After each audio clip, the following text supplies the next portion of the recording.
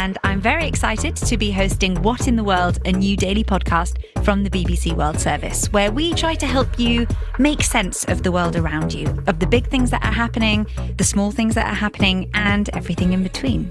Search for What in the World wherever you get your BBC podcasts and hit subscribe.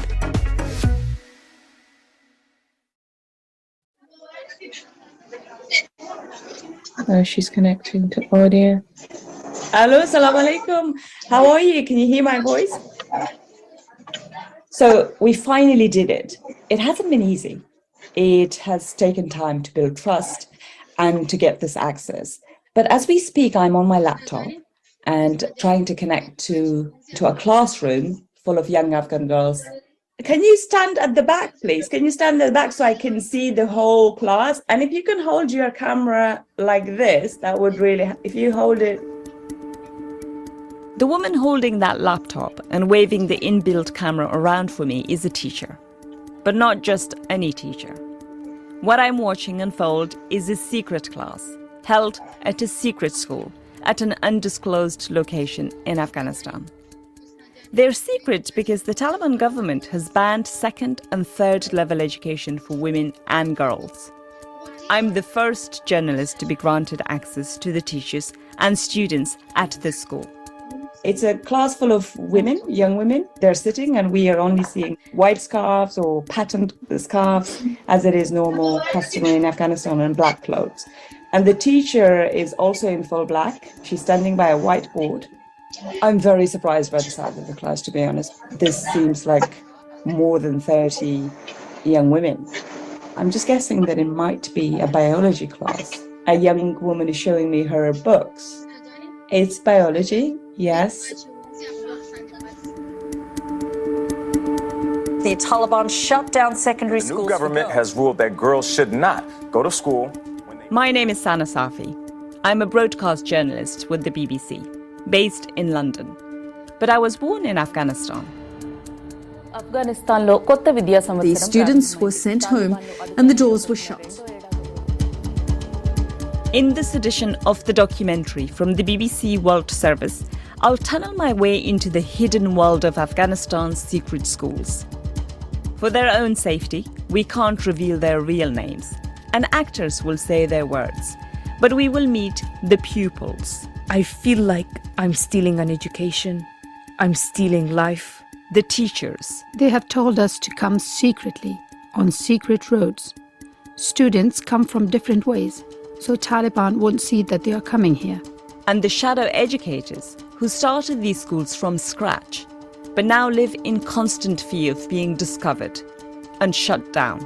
2 weeks ago, our schools were closed. There are consequences for teachers and students. Other activists have gone missing. For me, all of this brings back dark, distant, and difficult memories. As a young girl, I went to secret schools myself. So I'll start there, with a snapshot of my own experience and a brief journey back in time.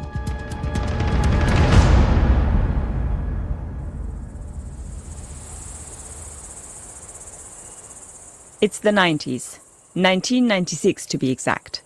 The Taliban came into existence just 2 years earlier, having emerged from the chaos of the civil war to rule the country. Their leadership, made up of hardline Islamists, swiftly banned education for all women and girls. Boys' schools, known as madrasas, stayed open though. As long as I live, I'll never forget the very first day I tried to go to school.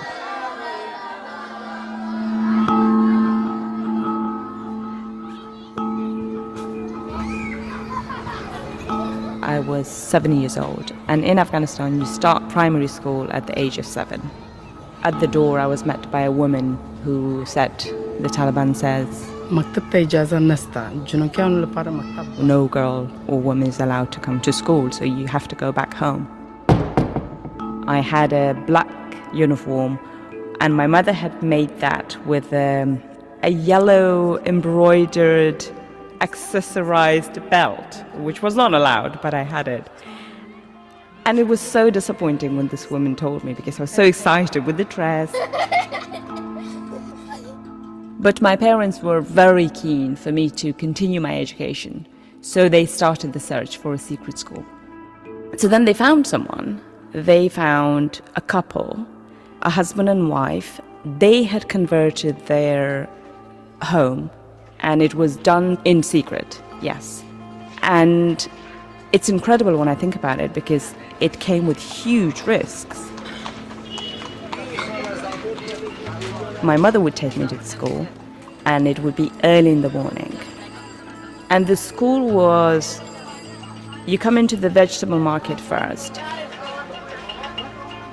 and then you go for a few minutes, and you enter a house made of mud. The focus was only on reading and writing. Whatever book they had, they just made us read it and write it on the blackboard. I, in my head, wasn't allowing myself to have relationships with any other children because there was too much involved. You could say something that could get you into trouble. It wasn't playtime. I found out that the school was raided one night, and both the husband and wife were taken to prison. They were there for 15 days. When they left, it was claimed that they were beaten, tortured.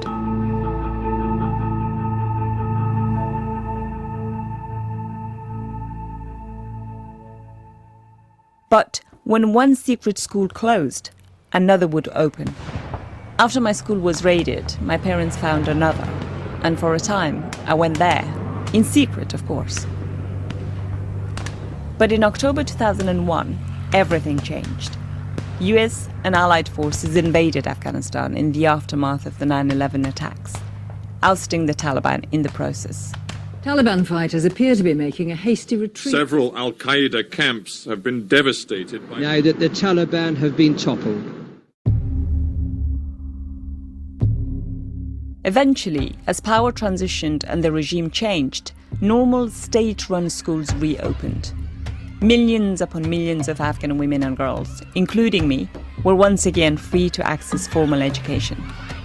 And from the very first day of being back at school, it felt like it could be taken away at any minute. So we made the most of it. When I turned 18, I travelled by myself to the UK, determined to pursue my dream to be a journalist. Then 2 years ago, this August, Taliban fighters have been parading captured US military equipment the day after. Moving on, after the Taliban swept in Kabul, residents the Taliban were back. In Afghanistan, where the people there have woken up to a very new country. This time around, girls are allowed to attend primary schools, but secondary schools, colleges and universities are off limits to all young Afghan women and girls. In defiance of the ban, secret schools have again started to appear across Afghanistan, hidden in plain sight. Okay, have a listen to this. I go to Afghanistan through a neighboring country. I am transported on someone else's documents. I definitely cannot go via a plane and just directly land there. This is a voice note sent to us by Pashtana Durrani, an activist for women's rights in Afghanistan, and one of the young female leaders setting up secret schools for the next generation. She is now a resident in the United States, but here she's talking to me during her last trip back into Afghanistan, when she crossed the border on false papers. She feels it's unsafe for her to enter her homeland under her own name. This is her real voice, by the way. She's asked us not to disguise it. Of course, a lot of checking in different countries where you have to cross. I never go through the same country twice. So it definitely is nerve-wracking, but yeah, you got to do what you got to do. Since the most recent ban on education came into force in March 2022, Pashtana and a team of underground educators she assembled have been running in-person classes at secret locations inside Afghanistan.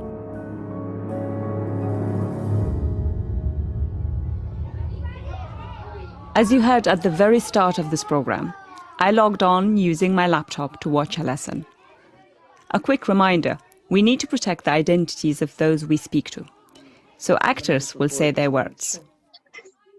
So the classroom is very traditional. It has wooden frames and wooden doors. They've got computer and internet. I didn't have any of that. There was nothing except one book which had pages missing from it. A young woman is showing me her books. I can see her face and she's smiling. I don't know whether she's smiling at us, the camera, or she's smiling at her teacher. Now they're finishing these. The students are finishing, wrapping up their books, putting them in backpacks, off on their way. And the teacher is saying goodbye to each one of them. Wa alaikum salam. So a teacher had just come closer to the camera to speak with us. We're going to call her H. And I'm going to ask her a few questions. H, how do you feel about teaching at a secret school? Even my brother sometimes tells me that, please leave the school. Maybe sometimes the Taliban will come. Something will happen. But my parents persuade me to, motivate me to come and teach my sisters. Because I also have the same pain. My university is banned now. I want the girls to study. How do you keep safe? Students come from different ways, so Taliban won't see that they are coming here. They must wear good hijabs. I mean, not too tight. And can we now speak to a student, a pupil? Have you got somebody near you? Yes. So, how long has it been since you've coming to this school? I have been attending the school for 6 months. Here, when a girl goes outside, people look at her in a way, or they say something to her. We worry that someone might stop us and tell us where we are going or what we are doing. Here, Taliban deeply dislike when a girl or a woman goes outside of the house on her own. When I was young and started school, I wanted to become a doctor. I was inspired by my teachers. I probably won't achieve my goals. Looking at this situation, my dream may not come true. I feel, why can't I study? Every human has the right to study. I get so angry.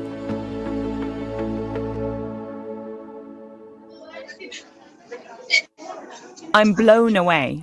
The lessons are so modern, so much more sophisticated than when I was taught in secret. And they spoke to me in perfect English. Clearly, this is a group of highly educated young women. But now, because of the ban and because their access to formal education has been stripped away, they may never realize their true potential. I want to know more about the wider operation Pashtuna runs and how she runs it. I call her on a secure, encrypted network because she's back in Afghanistan, under the Taliban's radar. So we're going to start. How would you like us to introduce you? Sure. Yeah, I am a social and political rights activist. I'm the executive director for Learn Afghanistan. Pashtuna John, how many schools have you got now? Right now we have around 230 students and we have 3 schools. Pashtuna tells me her schools deliver a varied, impressive curriculum. There's physics classes, chemistry, mathematics, as well as foreign language lessons and graphic design. Subjects she hopes will help the girls earn some money working online, remotely. It's a huge undertaking for her, with a vast number of moving parts. So why does she risk so much for this cause? Because here's the thing, if I didn't have my education, I would be married off, my sister would be married off, my brother would be working as a child labor somewhere, but I became the matriarch that was needed because of my education, because of that power that I had over my destiny. You're in Afghanistan today. If the Taliban government found you, what do you think they would do to you? I think you might already know about this. In Pashto, we say Mar Yaurat Razi, which is like, death comes only once. I grew up in a childhood where I saw death every day. I saw people dying every day. So for me, it's very different. When I was a girl back in the 1990s, there was little uncertainty about the Taliban's rules on education. Now, there is plenty. For example, the Taliban's official position on the new education ban is that it's not permanent. They say they're working to create a safe environment and bring necessary changes to the curriculum. But we haven't been told what that actually means or when, if at all, the ban might be lifted. We have approached the Taliban government to let them know we are making this documentary and to give them the opportunity to contribute, but they didn't respond.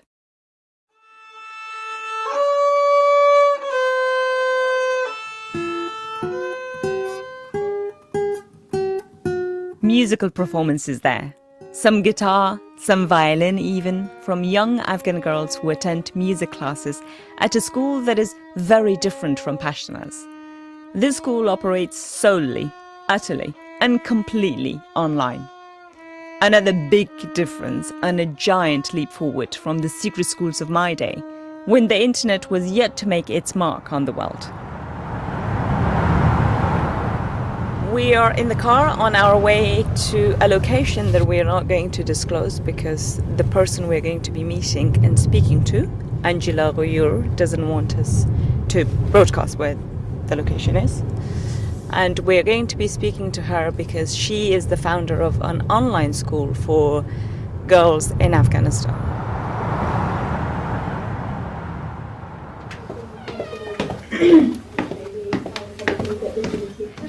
You look so different from your voice. It's so good to see you. Nice to meet you too. Well, great. Angela now lives outside of Afghanistan, in the UK. She's happy for us to use her real voice, but doesn't want her exact whereabouts to be broadcast, despite being so many thousands of miles away from Taliban-ruled territory. I ask her why. They are everywhere, and who is everywhere? The Taliban followers. I believe if they want to find me, they can do that easily. So you have been directly threatened by them? Yeah. They shared a few days ago some tweets that we have followers everywhere, we will find you, we will kill you. Angela claims she's received those threats partly because she has, in the past, been critical of the Taliban government, and because at present, her online school veers away from Islamic teachings in favour of a Western-style curriculum. The idea to do all of this came to her on the night Kabul fell and the Taliban returned to power. I received messages from Afghanistan and they shared with me they're scared and fear. As a teacher, a former teacher in Afghanistan, I had no money to help them. And only thing I had was my knowledge. I said that I'm going to teach the girls of my homeland who wants to join me. Angela appealed to teachers around the world to help her set up an online school. And she got an amazing response. And oh my God, it was unbelievable. In 2 weeks, I received 100 teachers from around the world, from Brazil, Ukraine, everywhere. Now, almost 2 years on, Angela's project, officially titled Herat Online School, delivers 85 different classes, ranging from English to the sciences to critical thinking and philosophy. Almost 700 students log in daily, and there is close to 100 teachers on the books. She tells me some of the classes are pre-recorded, but others are real-time, interactive lessons delivered through well-known messaging platforms and apps. The teachers are using 3 different methods to share their knowledge. We have recorded voice messages and video messages that the teacher upload on the group. Some of the teachers, they share the text. When the Taliban banned music, I created several music classes. So that was a school. It was more like fighting against the behavior of the Taliban.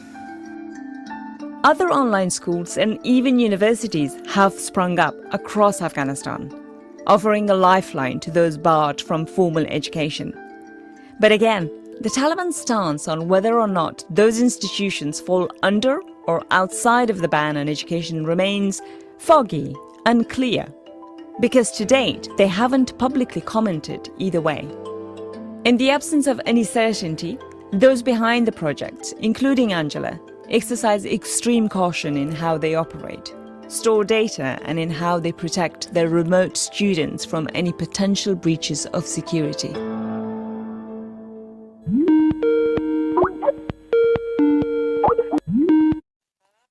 Hi, it's so great to hear your voices. I've heard so much about you and... That's great, Sana. Angela put me in touch with two of her teachers. We can't reveal their real names or their locations, but in this case, we can use their real voices. And I can tell you, they teach English from abroad to the same tight-knit group of students. I'll refer to them as J and R. Okay, so I'm a teacher, and so I know that it's possible to teach students online because we did it during COVID. That's J. We have about 11 to 12 students in the class, but a core group of 6 or 7 who attend every lesson. They come from all over Afghanistan. You can hear in our voices, I feel like I have 11 daughters. And that's R. Every single one of them has some kind of encounter with the Taliban, some kind of thing that's happened to them, some kind of violence or fearful encounter. I'm told Taliban members have tried to infiltrate the school and its classes before. It might come as a surprise, but the Taliban of 2023 are tech-savvy, plugged in. Their intelligence services are very capable of picking digital locks or just peeking through keyholes to find out what pupils are attending and what's being taught, and what's being talked about. For that reason, there are strict security protocols in place. They're advised to always leave their phones at home if they do leave the house, and that's because one of them was stopped by the Taliban and asked to hand over her phone, and she literally begged for them not to look through it, and she managed to get her phone back without being uncovered, and we've not recovered from that shock. Soon after our chat, R invites me to a live online class where I'll get to meet some of the students she spoke so warmly about. We can hear you. Oh, sorry. We were It's okay. It's okay. with the tech here. Today's subject, the future. What it holds. And what, given the ban, could be just outside the students' grasp. Again, actors will say the students' words. Now, I'm going to ask questions, if that's okay. So, what goals do you have?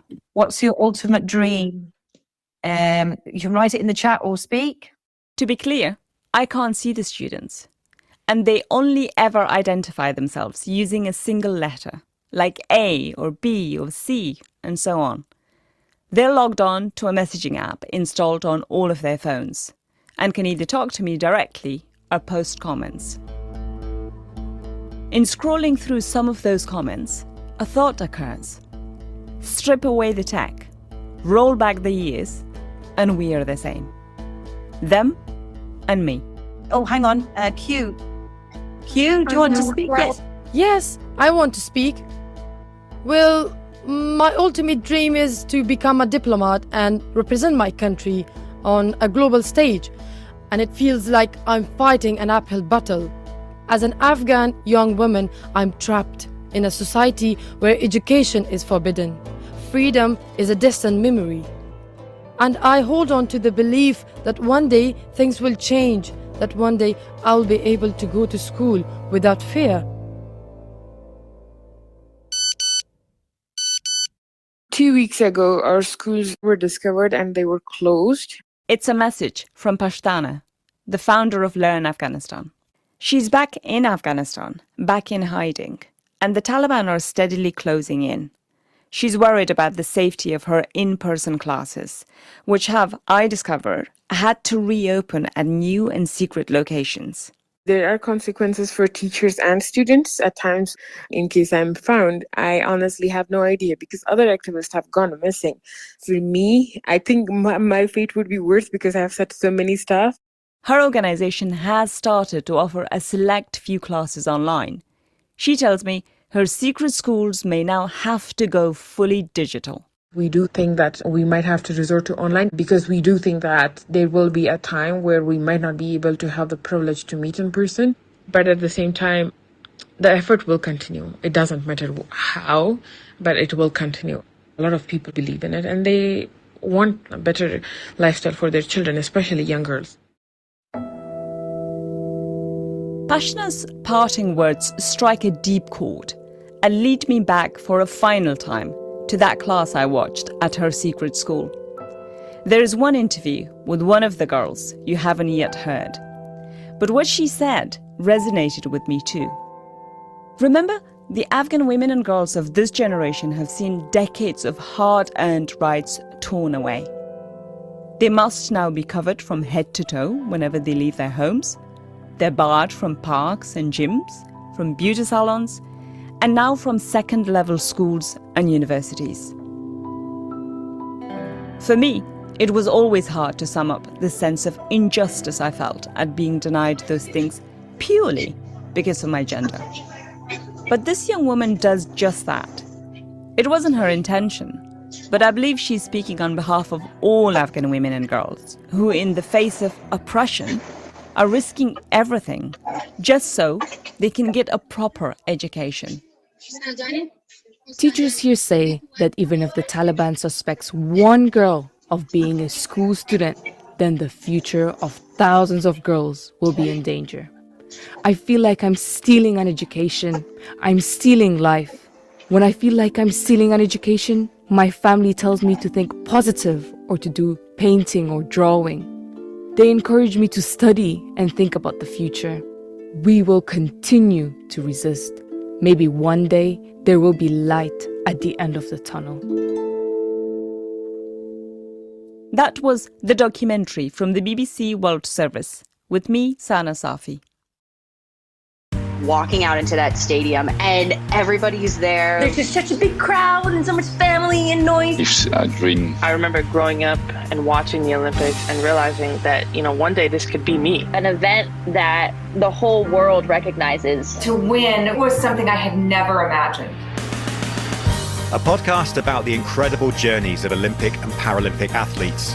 On the Podium from the BBC World Service. Find it wherever you get your BBC podcasts.